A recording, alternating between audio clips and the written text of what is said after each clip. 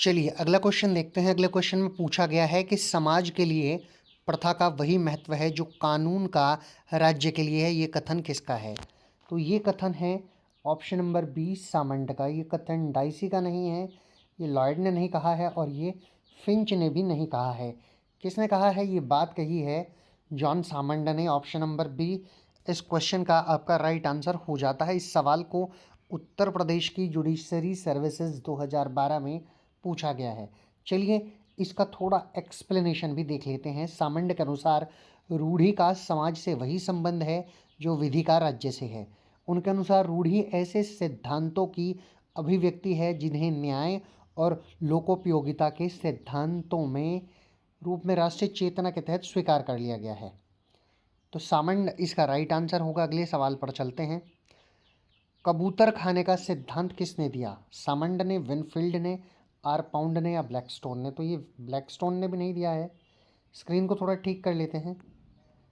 ये ब्लैकस्टोन ने भी नहीं दिया, पाउंड ने भी नहीं, विनफील्ड ने भी नहीं। किसने दिया? सामंड ने।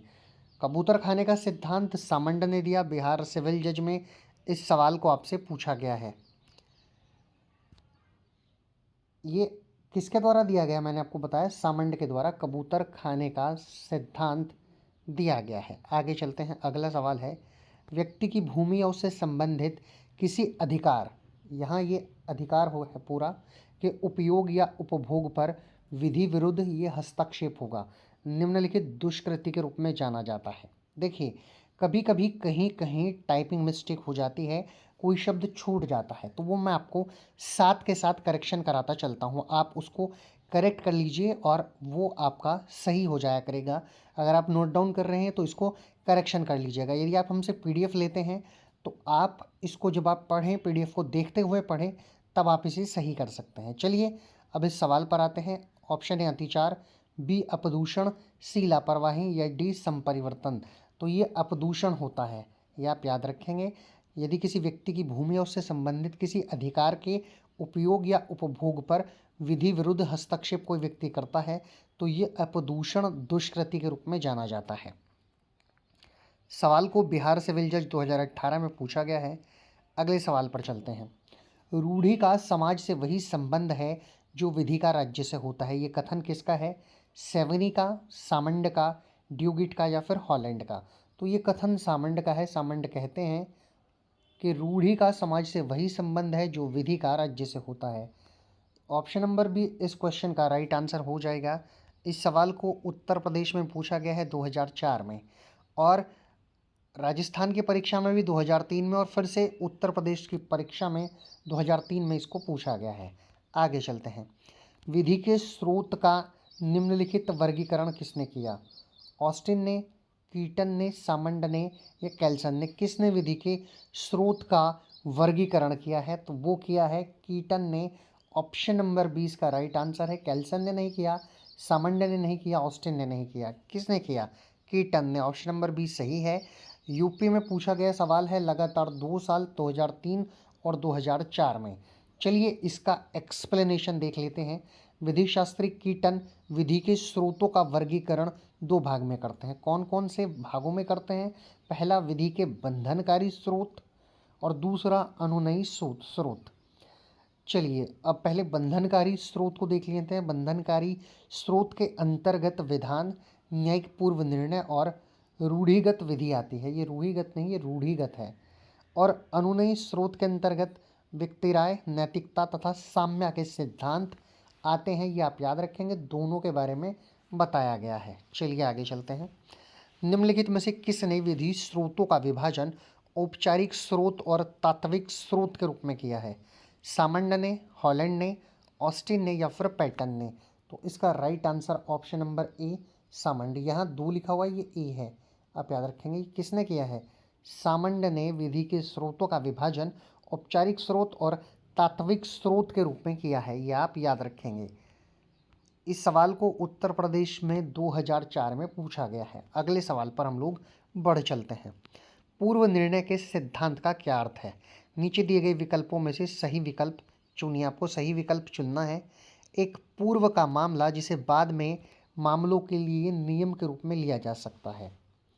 एक अधीनस्थ न्यायालय का निर्णय, दूसरे अधीनस्थ न्यायालय पर बाध्यकारी है। एक उच्च न्यायालय का निर्णय दूसरे उच्च न्यायालय पर बाध्यकारी है। सभी न्यायालयों द्वारा अनुपालनीय प्राधिकार। तो इस क्वेश्चन का right answer option number A होगा। एक पूर्व का मामला जिसे बाद के मामलों के लिए नियम के रूप में लिया जा सकता है। ये नहीं होगा, बी, सी नहीं होगा और डी नहीं होगा। ये आप याद रखेंगे। इस सवाल को उत्तर प्रदेश सिविल जज 2018 में पूछा गया है। पूर्व निर्णय के सिद्धांत का तात्पर्य है एक पूर्व का मामला जिसे वाद के मामले के लिए नियम के रूप में लिया जा सकता है। ये आप याद रखेंगे। ये इसका एक्सप्लेनेशन दिया गया है। चलिए अब हम बढ़ते हैं अगले सवाल की तरफ। विधि शास्त्र विधि के मूलभूत सिद्धांतों का वैज्ञानिक संश्लेषण है। ये कथन किसका है?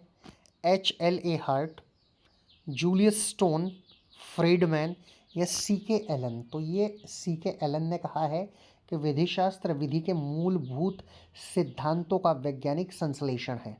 ये आप याद रखेंगे। उत्तर प्रदेश सिविल जज 2018 में पूछा गया है। C.K. एलन के अनुसार विधि शास्त्र विधि के मूल सिद्धांतों का वैज्ञानिक संश्लेषण है। ये किसने कहा?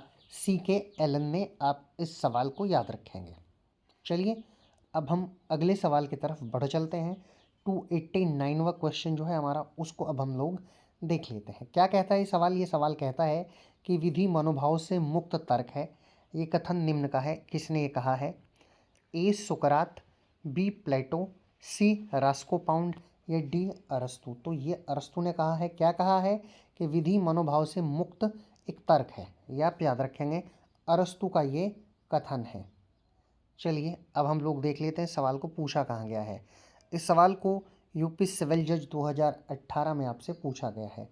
इसका एक्सप्लेनेशन भी हम लोग थोड़ा सा देख लेते हैं।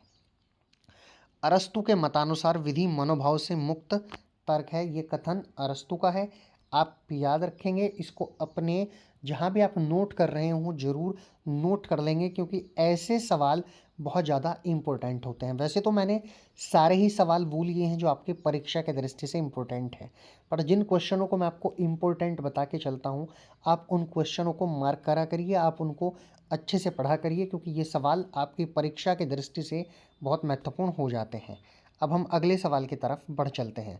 हमारा अगला सवाल 290 क्या कहता है? कि दुष्कृत्यपूर्ण दायित्व का जन्म विधि द्वारा पूर्व निर्धारित कर्तव्य के उल्लंघन से होता है। इस कथन को किसने कहा है? ये आपको बताना है। ऑप्शन ए, ये बात सामंड ने कही है, बी विनफील्ड ने, सी फ्रेशर ने या फिर डी अंडरहिल ने। तो ये बात विनफील्ड ने कही है। ऑप्शन नंबर बी इस क्वेश्चन का राइट आंसर हो जाएगा। और इस सवाल को आप याद रखेंगे। बिहार सिविल जज 2018 में आपसे इस क्वेश्चन को पूछा गया है। देखिए रेड पेन से मैंने आपको कई बार बताया है, नीचे लिखा हुआ होता है कि उस क्वेश्चन को कहाँ पर पूछा गया है।